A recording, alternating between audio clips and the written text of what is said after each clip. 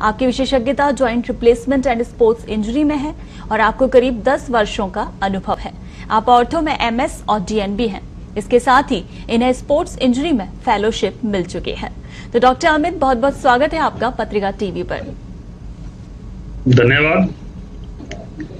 बिल्कुल डॉक्टर अमित, जैसा कि आप हड्डी रोग विशेषज्ञ हैं और अभी सर्दी का मौसम भी शुरू हो गया है और खास बात हम जोड़ों के दर्द को लेकर करेंगे। तो सबसे पहले आप ये बताइए, क्योंकि बहुत कंफ्यूजन रहता है जोड़ों के दर्द को लेकर भी, असल जोड़ों का दर्द है क्या? क्योंकि कई बार पेन किसी और चीज का भी हो सकता है जिसे जोड़ों का दर्द समझ लिया जाता है।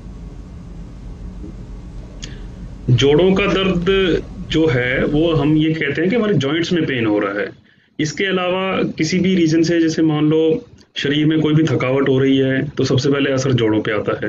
जैसे क्योंकि जो घुटने हैं हमारे, कूल्हे हैं, पूरे शरीर का वजन उठाते हैं, और अगर कोई भी प्रॉब्लम होती है तो घुटनों पे असर आ सकता है उसका। तो घुटनों का दर्द जो है वो सबसे कॉमन पेन है अपने जोड़ों में से। और दूसरा कॉमन पेन है बैक पेन। तो बैक पेन और घुटनों का दर्द सबसे कॉमन चीज है। जैसे कि अभी सर्दियों का वक्त शुरू हो गया है और सर्दियों में आपको बताया कि जोड़ों और हड्डियों से जो परेशानी है वो बढ़ जाती है, तो ऐसा क्यों होता है कि सर्दियों में परेशानी ज्यादा बढ़ जाती है? इसके कई कारण हैं। सबसे पहले मैं बताना चाहूंगा कि सर्दियों में बॉडी का टेम्परेचर मेंटेन करने के लिए शरीर का जो ब्लड सर्कुलेशन है वो सेंटर की तरफ बढ़ जाता है। जैसे अपने लीवर है, किडनी है, आंतें हैं, इंटेस्टाइन्स जिसको बोलते हैं, हार्ट है, लंग्स है, इनकी तरफ बॉडी का जो ब्लड सर्कुलेशन बढ़ जाता है और हाथ और पैरों में कम हो जाता है, क्योंकि बॉडी को अपना बॉडी टेम्परेचर मेंटेन करना पड़ता है। जिसकी वजह से शरीर, हाथ पांव आपने देखा होगा नीले पड़ जाते हैं, हमारी ठंड ज्यादा लगती है। दूसरा क्या होता है, जो पेन रिसेप्टर्स होते हैं हमारे शरीर के, जिससे पेन जो रिसीव करते हैं वो उनकी सेंसिटिविटी बढ़ जाती है सर्दियों में। तीसरा रीजन ये होता है कि सर्द मौसम में हवा का दबाव कम होता है, प्रेशर कम होने की वजह से टिश्यू में स्वेलिंग आ जाती है, तो घुटनों में या हाथ पैरों में स्वेलिंग वाजिब है उसकी वजह से। चौथा रीजन ये होता है कि हमारा मसल स्पाज्म है वो बढ़ जाता है सर्दियों में। ये कई रीजन है जिसकी वजह से जॉइंट पेन इंक्रीज हो सकता है। चलिए, तो ये तो पता लग गया कि सर्दियों में क्यों परेशानी ज्यादा बढ़ती है। अब ये भी बता दीजिए कि फिर उससे बचा कैसे जा सकता है, सर्दियों में किस तरह की सावधानियां रखनी होती हैं? सबसे पहले हमें अपने शरीर को गर्म रखना बहुत जरूरी है, जिसमें खासकर हमारे हाथ और पैर आते हैं। ठंडे मौसम में अगर आपको निकलना पड़ रहा है बाहर, तो अच्छे से कवर करके निकले। अपने हेड को, अपने ईयर्स को, अपनी बॉडीज को अच्छे से गर्म चीजों से कवर करके निकले, जैसे गर्म मोजे पहने, ग्लव्स पहने, जिससे क्या है कि बॉडी का टेम्परेचर मेंटेन रहे। अच्छी डाइट, पानी का सर्दियों में बहुत बड़ा रोल है। हम सोचते हैं कि गर्मियों में ही पानी की रिक्वायरमेंट होती है, लेकिन सर्दियों में हाइड्रेशन मेंटेन करना बहुत जरूरी है। एक हल्की फुल्की एक्सरसाइज अपनी बॉडी को स्टिफनेस प्रिवेंट करने के लिए बहुत जरूरी है। साथ में विटामिन डी सप्लीमेंटेशन और ओमेगा 3 फैटी एसिड का बहुत बड़ा रोल है। बिल्कुल। और सर, जोड़ों और हड्डियों की जब प्रॉब्लम शुरू होती है, परेशानी होती है, तो सिम्टम्स क्या होते हैं, कैसे पहचाना जाए? मरीज सबसे पहले जॉइंट्स में पेन की कंप्लेंट आएंगे। उनको जॉइंट्स में दर्द होता है, जकड़न होती है जिसको हम स्टिफनेस बोलते हैं, साथ में सूजन भी आ सकती है उनको, और फटीगनेस, मतलब बहुत जल्दी थकावट हो जाती है। जैसे मरीज कहेगा मैं घर के बाहर भी नहीं जा पा रहा हूँ, मेरे जोड़ों में दर्द शुरू हो गया है। तो ये चीजें अपने को जोड़ दर्द की तरफ करती है। जी। अच्छा, जोड़ों में दर्द और हड्डियों की जो समस्या है किन लोगों में अधिक होती है, या ये पूछ सकते हैं कि हाई रिस्क वाले लोग कौन कौन से हैं? हाई रिस्क सबसे पहले एल्डरली पीपल, बुजुर्ग लोग जिनकी उम्र 55 से 60 ज्यादा है, उनमें ये खतरा ज्यादा रहता है।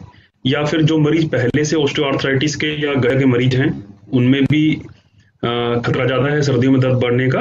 या किसी को पहले कोई फ्रैक्चर हो चुका है, या घुटने में या कहीं किसी जोड़ में चोट लग चुकी है, उनमें खतरा ज्यादा है। या जो सीडेंटरी लाइफस्टाइल है, जिनका जो सारा दिन बैठे ही रहते हैं, जिनकी कोई फिजिकल एक्टिविटी नहीं है, या फिर जिनकी बहुत ज्यादा फिजिकल एक्टिविटी है, तो दोनों तरह के पब्लिक में ये चांसेस ज्यादा हैं जोड़ में दर्द होने के। सर, पहले ये देखा जाता था कि जोड़ों का दर्द अमूमन एक उम्र के बाद ही होता था, यानी 50 से ऊपर के लोगों में पाया जाता था, लेकिन अभी तो यंग एज में भी काफी हो रहा है। उसका कारण क्या मानते हैं? उसका कारण अपना एक तो लाइफस्टाइल है, जो उसके खाना पीना और लाइफस्टाइल, ये सबसे मेजर इंपॉर्टेंट रीजन है। क्योंकि विटामिन डी और कैल्शियम डेफिशिएंसी इतनी ज्यादा हो गई है आज की पब्लिक में, उसकी वजह से जॉइंट्स पेन होना लाजमी है। दूसरा लाइफस्टाइल, या तो ऑफिस वर्क, जो वर्कर्स होते हैं जो सारा दिन ऑफिस में कंप्यूटर के सामने बैठे रहते हैं, उनमें जॉइंट स्टिफनेस, जॉइंट पेन होने के चांसेस बहुत ज़्यादा है।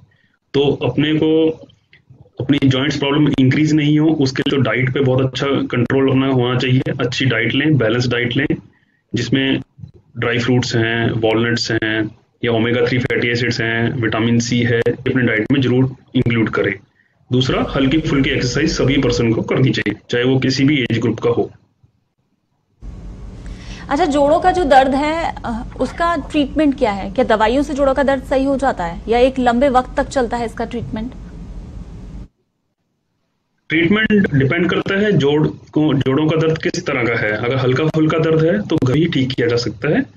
उसमें एक तो जोड़ को अपने को प्रॉपर रेस्ट करने की जरूरत है। जिस जोड़ में दर्द है उस जोड़ को आराम कराएं, उससे अधिक काम नहीं कराएं। हल्की फुल्की एक्सरसाइज करें उस जोड़ को गर्म रखने की कोशिश करें, जिससे क्या है कि बॉडी का टेम्परेचर मेंटेन रहे, जोड़ में दर्द कम हो। और साथ में सिंपल मेडिसिन हम घर में ले सकते हैं उस दर्द के लिए।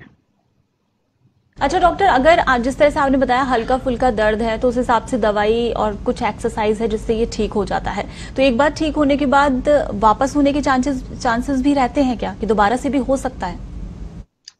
हो सकता है, दोबारा भी हो सकता है। इसलिए हमें उस परेशानी से बचने के लिए अपनी एक्सरसाइज रेगुलर करते रहें और डाइट पे अपना अच्छा कंट्रोल करें। अच्छा, और जो सर्जरी होती है वो कौन से सिम्टम्स में और किस लेवल का वो दर्द होता है जिसमें सर्जरी की जरूरत पड़ती है?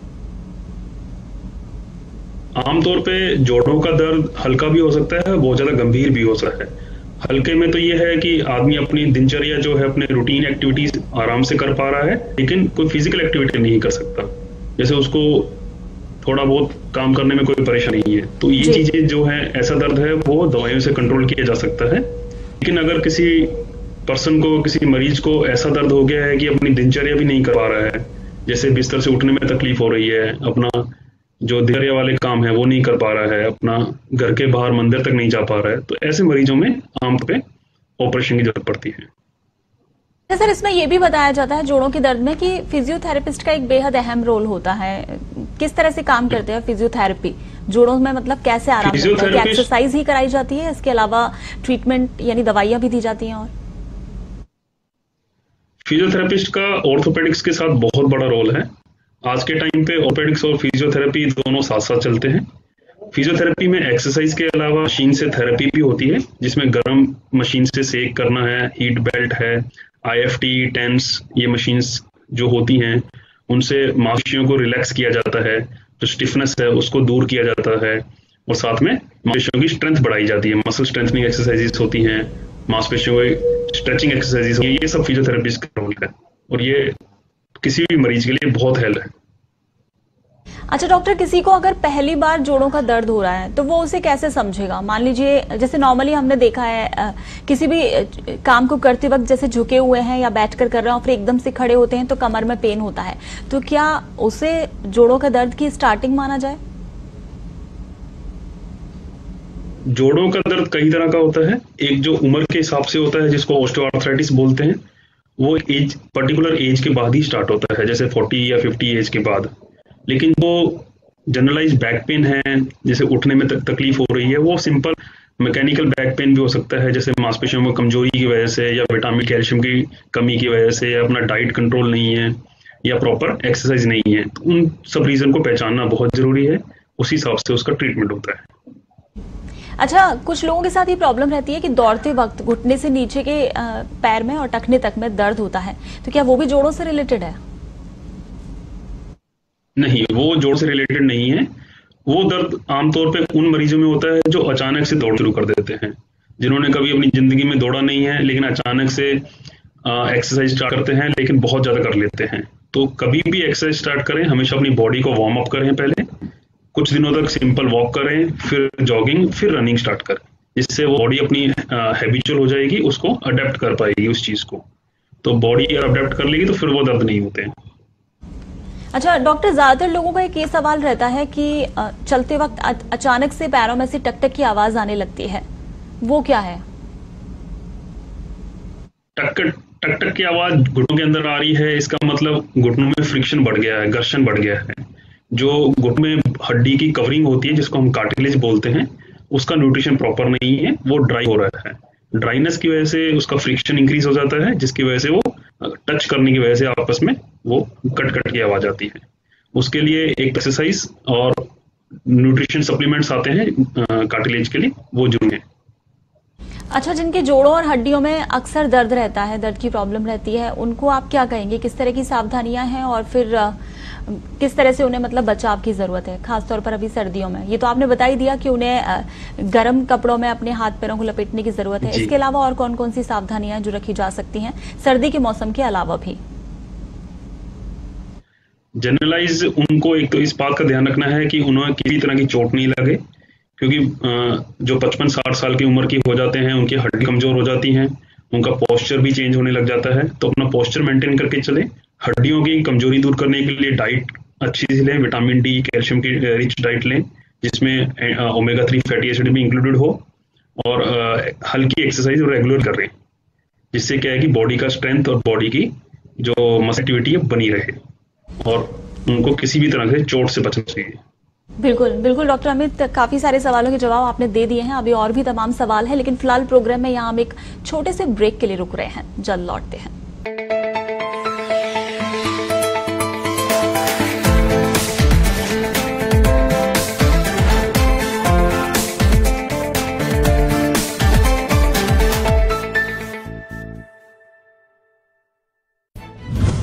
राजस्थान के पूर्वी द्वार से पश्चिम के मरुस्थल तक, गंगानगर के लहलहाते खेतों से माही और बागड़ के बांसवाड़ा तक, रोज नई करवट लेती राजनीति से पग पग नई शक्ल लेती रणनीति तक, हर हलचल, हर समाचार, संस्कृति, धर्म और खेल की खबरों का संसार, मिलेगी राजस्थान को आवाज पत्रिका राजस्थान पर।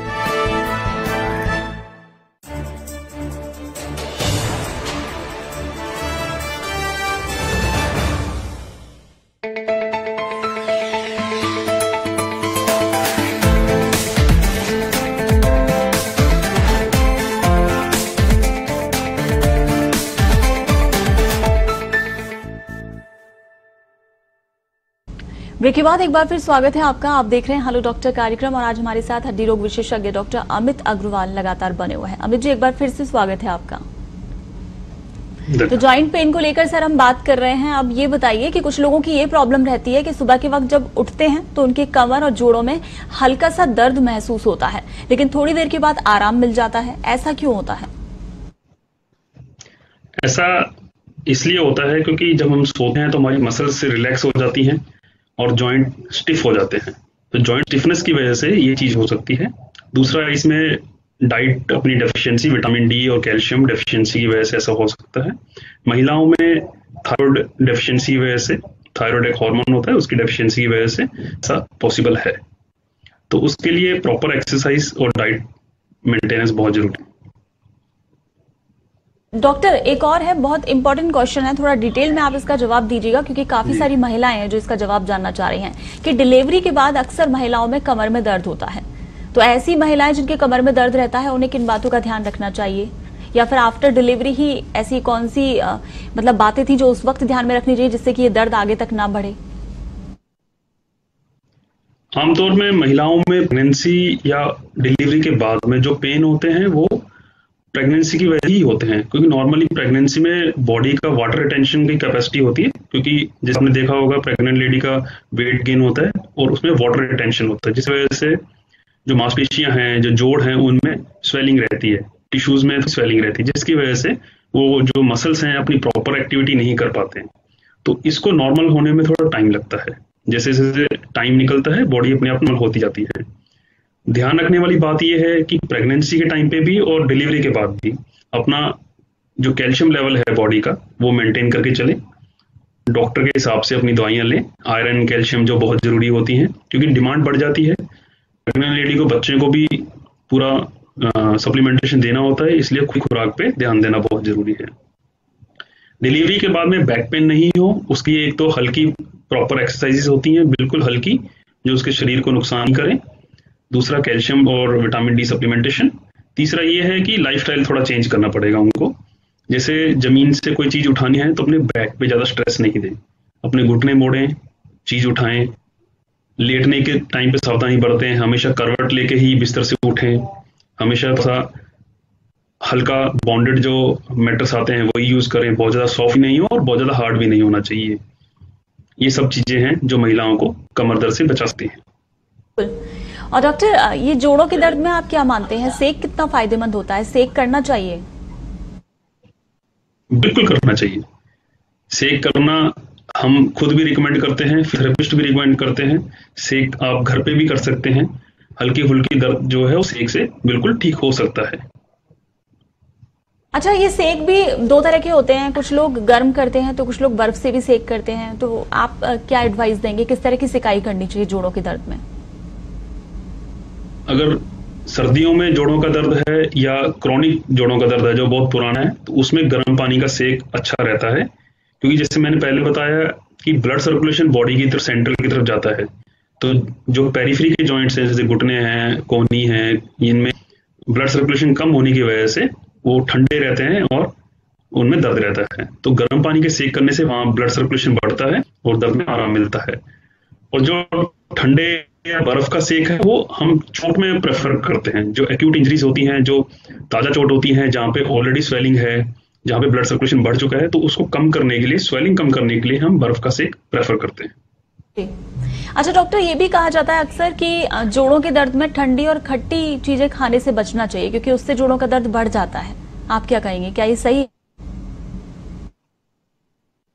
बिल्कुल, ये मिथ्या बात है। हमारे मेडिकल साइंस इसको नहीं मानती है, ऐसा कोई नहीं है। क्योंकि उल्टा हम जो खट्टी चीजों में विटामिन सी होता है, विटामिन सी तो हम मेडिसिन में देते हैं मरीज को जॉइंट पेन के लिए, क्योंकि विटामिन सी में एंटीऑक्सीडेंट प्रॉपर्टीज होती हैं और हीलिंग प्रॉपर्टीज होती हैं जो जॉइंट पेन में हेल्प करता है। तो ये बिल्कुल मिथ्या बात है कि ऐसा खट्टी चीजें खाने से या फिर ठंडी चीजें खाने से दर्द बढ़ता हो।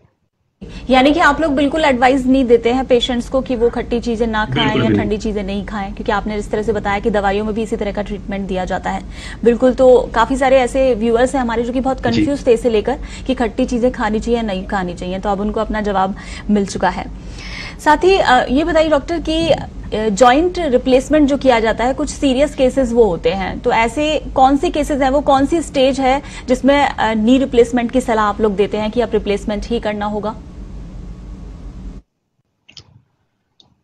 ये अगर मरीज में जो जोड़ों का दर्द है बहुत ज्यादा बढ़ चुका है, उसको अपनी डेली एक्टिविटीज हैं, जो दिनचर्या के काम ही हैं, वो भी नहीं कर पा रहा है, जैसे टॉयलेट जाना है, मंत्र पूजा करना है, सीढ़ी चढ़ना है, इनमें भी उनको तकलीफ हो रही है, बिस्तर से उठने में तकलीफ हो रही है, दर्द असहनीय है, या दर्द के लिए उसको रेगुलर पेन किलर लेने पड़ रहे हैं, तो ऐसे मरीजों में हम प्रेफर करते हैं कि सर्जरी की जाए, और जॉइंट रिप्लेसमेंट उनको इन दर्द से निजात दिला सकता है। अच्छा सर, इस जॉइंट रिप्लेसमेंट सर्जरी के कोई साइड इफेक्ट्स भी होते हैं क्या? साइड इफेक्ट ऐसा साइड इफेक्ट्स नहीं है, लेकिन जो कॉमन साइड इफेक्ट्स हैं किसी भी सर्जरी में हो सकते हैं, वो पॉसिबिलिटी हर सर्जरी में रहती ही है। तो आज के टाइम पे joint replacement more than 98% successful है। ऐसे भी केसेस होते हैं जहां पर रिप्लेसमेंट सक्सेसफुल नहीं होता और पेशेंट चल नहीं पाता है अपने पैरों में, वो केसेस कैसे होते हैं? उनमें कई रीजन हो सकते हैं। जैसे कई बार हमें क्या होता है कि जॉइंट रिप्लेसमेंट के बाद में कुछ सावधानियां रखनी होती हैं मरीजों को, लगभग 1 महीने तक फिजियोथेरेपी की हेल्प लेनी पड़ती है, और उनकी मसल पावर, उनकी नर्व की जो स्ट्रेंथ है, वो सब मायने रखती हैं। अगर इनके अलावा किसी भी चीज में प्रॉब्लम है, या जैसे मरीजों ने फिजियोथेरेपी ढंग से नहीं करी है, या उसकी मांसपेशियों में कमजोरी है, रह गई है, या नसें कमजोर हैं, तो उनमें उनको दर्द और कमजोरी महसूस हो सकती है। जी। तो ये बहुत ज्यादा जरूरी है कि मरीज को भी और डॉक्टर को भी कि ऑपरेशन के बाद में महीने भर तक अच्छा फिजियोथेरेपी रिहेबिलिटेशन बहुत जरूरी है मरीज के लिए। तो डॉक्टर, अभी ऐसे यंग एज पेशेंट्स भी आपके पास आते हैं जिनका जॉइंट रिप्लेसमेंट करना होता है?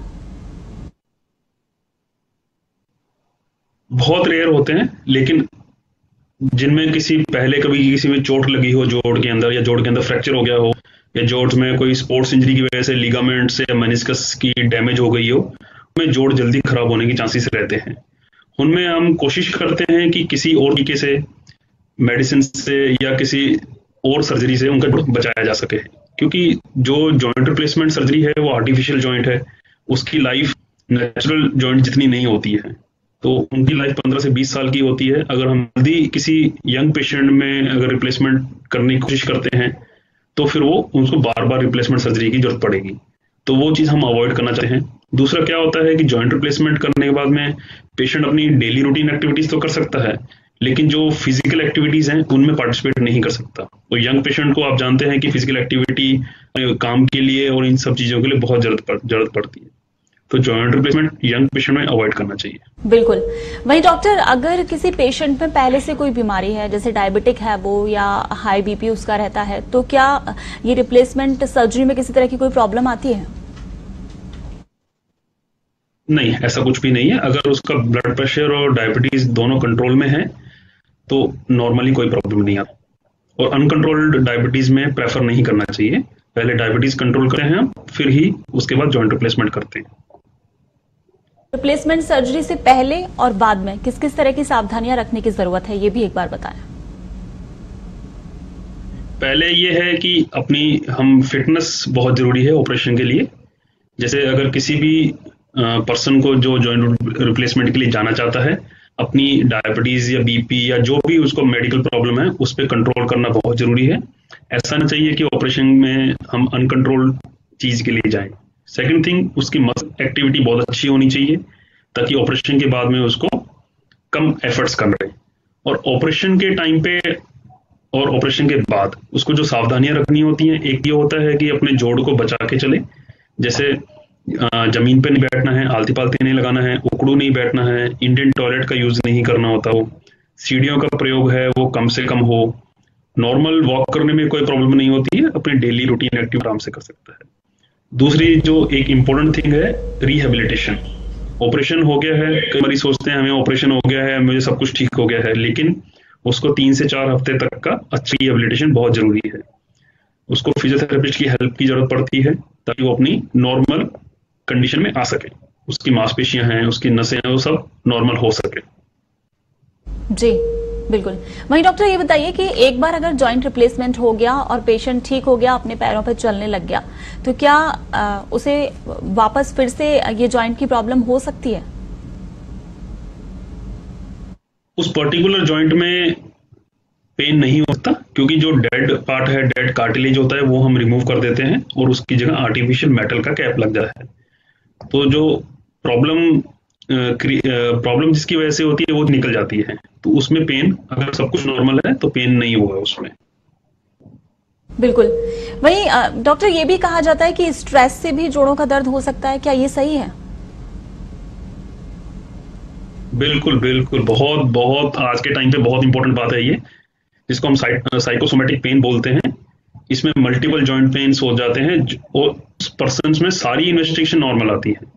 आप चाहे एक्सरे करवाएंगे, ब्लड टेस्ट करवाएंगे, सारी इन्वेस्टिगेशन नॉर्मल की, क्लिनिकल फाइंडिंग में कुछ फाइंडिंग नहीं मिलेंगी, लेकिन पेशेंट को जॉइंट पेन होता है, तो उसको साइकोसोमेटिक डिसऑर्डर्स बोलते हैं हम। तो साइकेट्रिस्ट की हेल्प से हम वो फाइंड आउट कर सकते हैं कोई स्ट्रेस या कोई डिप्रेशन या कोई और साइकेट्रिक प्रॉब्लम तो नहीं है जिसकी वजह से जो पेन हो रहे हैं। आजकल ये यंग पेशेंट्स में बहुत कॉमनली हो गया है।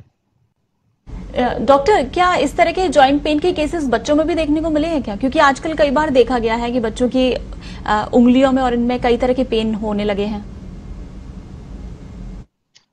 बच्चों में जो रूमेटॉइड आर्थराइटिस होता है, गठिया जिसको हम आम भाषा में बोलते हैं, ऐसा बच्चों में मिल सकता है, जिसको हम जुवेनाइल रूमेटॉइड आर्थराइटिस बोलते हैं।